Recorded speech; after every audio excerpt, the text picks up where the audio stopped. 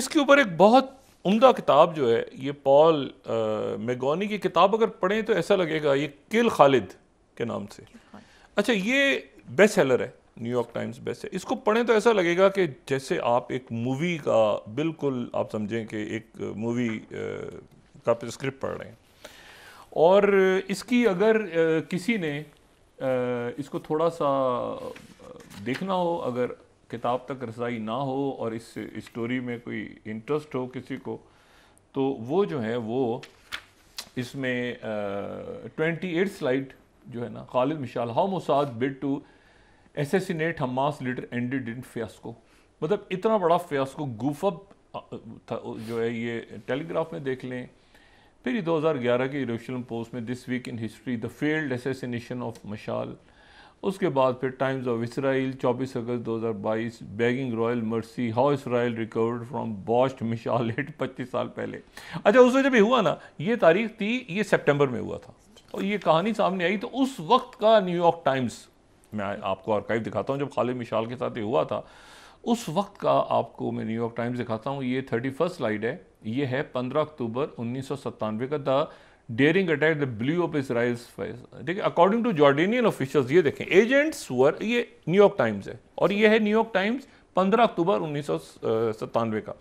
ये permanent station थे वहाँ पे, लेकिन इनकी कभी पब्लिकली बताया नहीं गया था। इनका जॉब था कि ये कॉन्टैक्ट रखें सिक्योरिटी फोर्सेस के साथ और इधर उधर मामला देखते रहें। अरे जॉर्डन के अपने इंटरेस्ट में भी था कि अटैक ना हो तो जॉर्डन को कोई नुकसान ना पहुंचे, तो ये खामोशी इसराइल के एजेंट थे। अब आगे वो कहते हैं कि जॉर्डेनियन इजरायली ऑफिसर नेतन्याहू जो हैं, वो रात को जब ये हो गया वाकया, ठीक है, और ये नेतन्याहू फ्लाई किया, उन्होंने 4 दिन बाद अटैक ब्लेम अपोलोजाइज़ किया भाई के साथ उनके, उन्होंने रिफ्यूज़ कर दिया मिलने से। इसराइल ने फिर अकाउंटिंग पूरा बताया कि जी ये किस तरह से बादशाह जो है उसने रिलीज़ किए 8 मोसाद एजेंट्स को जो इसराइल से आए थे अटैक करने के लिए। 2 जेल में पड़े थे, 4 पता नहीं पकड़े गए, कहीं एम्बेसी में छुप गए थे जाके, 2 इंटरकॉन्टिनेंटल होटल में छुप गए थे, उनको सबको पकड़ा।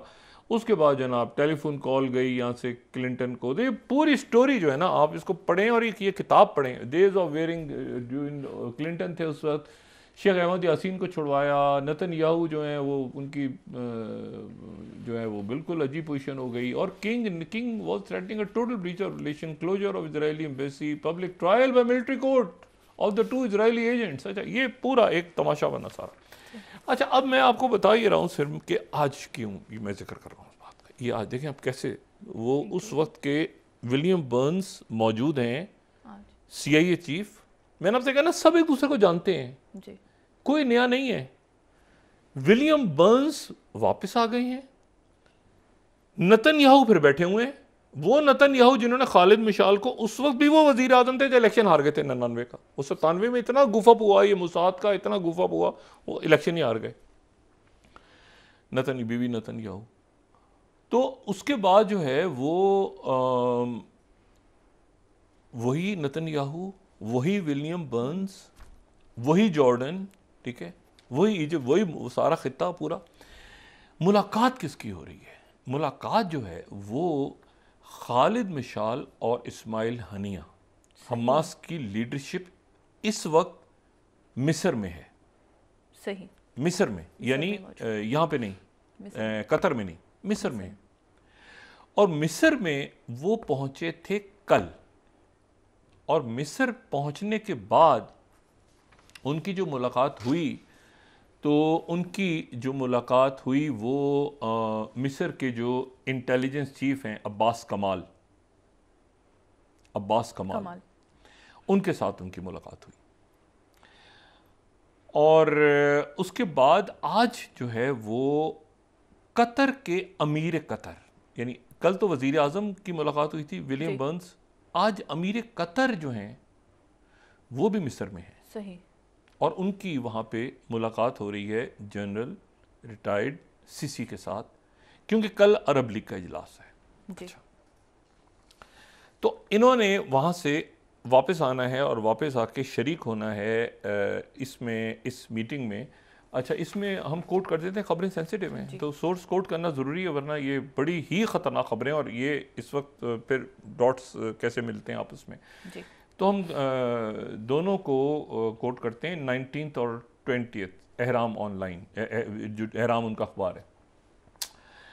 पहली बात तो ये कि Hamas, Haniyeh and Mishal in Cairo met with Egypt intelligence chief, ठीक है, ये कल रात को मुलाकात हुई। और फिर दूसरी कि इजिप्ट, सीसीएन, कतर के जो अमीमी तानी हैं वो भी कतर में मौजूद हैं और गज़ा उन्होंने डिस्कस किया है। अच्छा, ये दोनों मुलाकातों को मिला के पढ़ें। इससे पहले कल की मुलाकात, वो हमें पता है कि विलियम बर्न्स मौजूद थे कतर में और कतर दरमियान में, कतर के अमीर अब मिस्र में हैं। इसका मतलब है कल वाली मुलाकात फेल हो गई। सही, कल वाली मुलाकात फेल हो गई क्योंकि रात को दोबारा एक तो हुतीज ने अटैक कर दिया, दूसरा इसराइल ने फिर अटैक कर दिया मशरिकी सीरिया पे जवाब में, क्योंकि उनके फिर सर पे आके अमेरिकन तो हट गए पीछे। उन्होंने कहा भाई एक मिनट हट जाओ, ये 32 मिलियन डॉलर का जो है ना, इसमें तो बिल्कुल मतलब अजीब, ये तो तमाशा है, इसको भी देखो, इसको रोको, हटो बचो, ये क्या मामला है, कहीं अमेरिका सकिन ना हो जाए बीच में, जो मैं कल भी बात करता हूँ पीछे।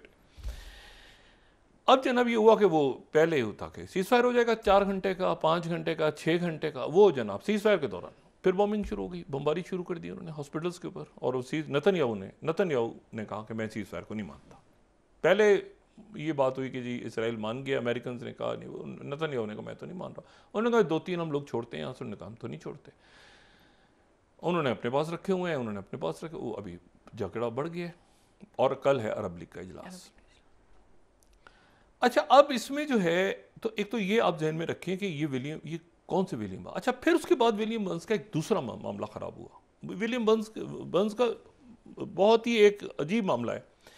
ये हुआ कि विलियम बर्न्स जो हैं फिर वो असिस्टेंट सेक्रेटरी फॉर ये नियर ईस्ट हो गए। ये 9/11 के बाद उनकी जिम्मेदारी लगी, यहाँ पे एरियल शेरोन आ गया, नेतन्याहू हार गया, एरियल शेरोन की हुकूमत आके बैठ गई। और एरियल शेरोन ने एक घटिया तरीन शख्स को हॉकिश, ठीक है, उसको, जो कि उसका दोस्त था, जिसका ये कहना था कि वो उसको बुचर ऑफ पैलेस्टीनियंस भी कहा जाता है या गजा भी कहा जाता है, तो कहता है पहला टैंक लेके मैं 1982 में दाखिल हुआ था लेबनान, उसको मोसाद का सरबराह बना दिया।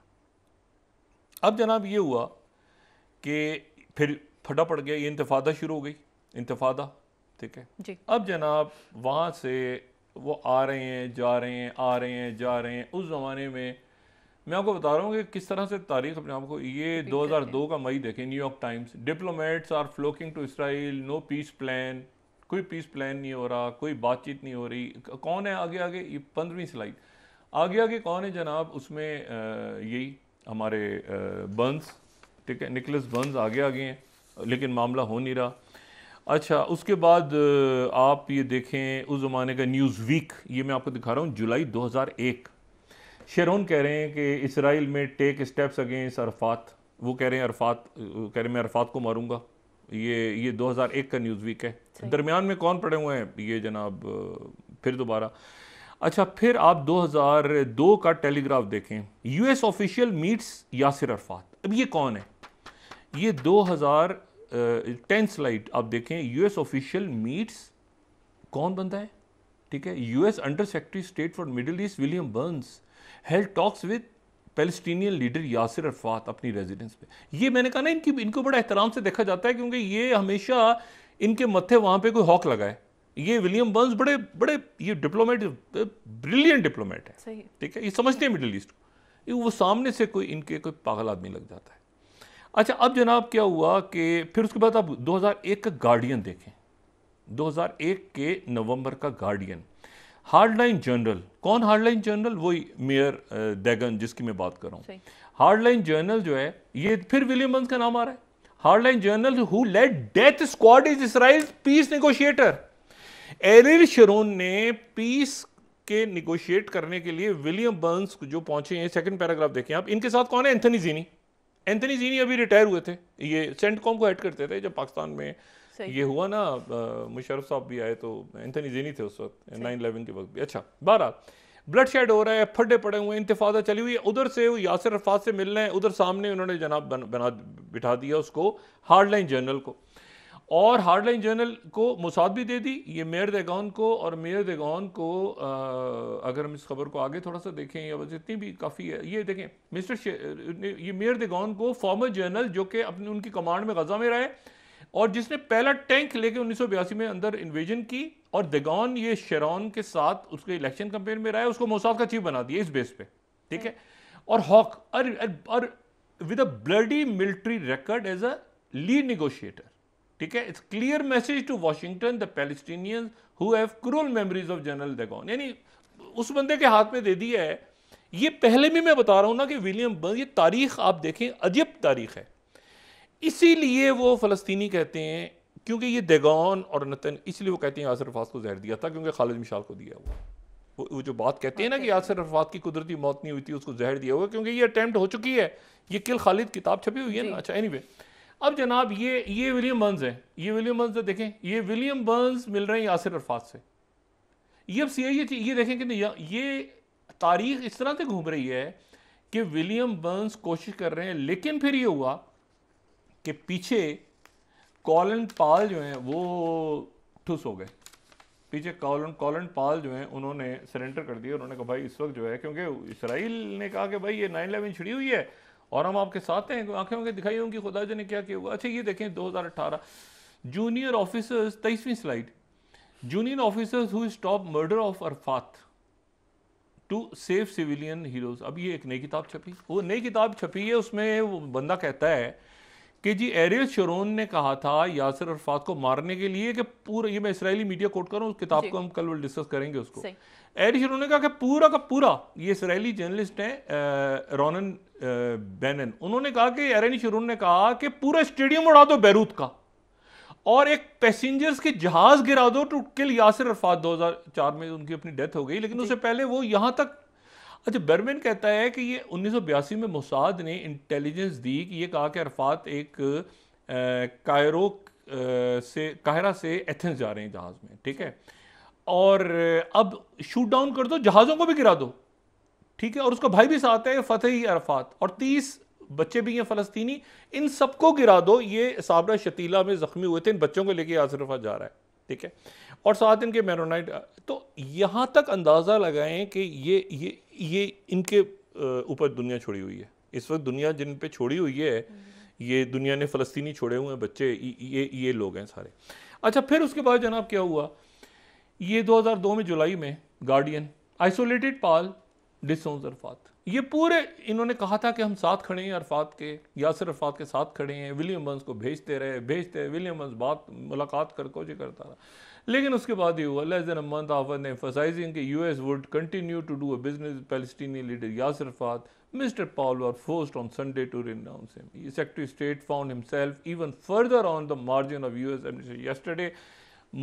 Most humiliating reversal yet in his Middle East policy. Guardian. इसकी तारीख है 2 जुलाई 2002। अच्छा, फिर उसके बाद आप ये देख लें, जो मैंने स्टेडियम वाली बात की ना, ये 2020 में हार्ट्स में फिर ये पूरी किताब का आया। इसराइल प्लान टू किल, ये 21वीं slide, Israel plan to kill Arafat by blowing up Lebanese stadium. यानी बाज़ दफ़ा आदमी कहता है यार एक मिनट ठहर जाए, यानी पूरा स्टेडियम जिसमें यासिर अरफात ने जाना है, टीमें मौजूद हैं लेबनान में, वहाँ मैच हो रहे हैं फुटबॉल के, अरब मुल्कों ने पूरा स्टेडियम उड़ा दो कि यासिर अरफात बैठा है। अब वही विलियम बर्न्स जंग बंदी की कोशिश करवा रहे हैं बीबी नेतन्याहू के साथ।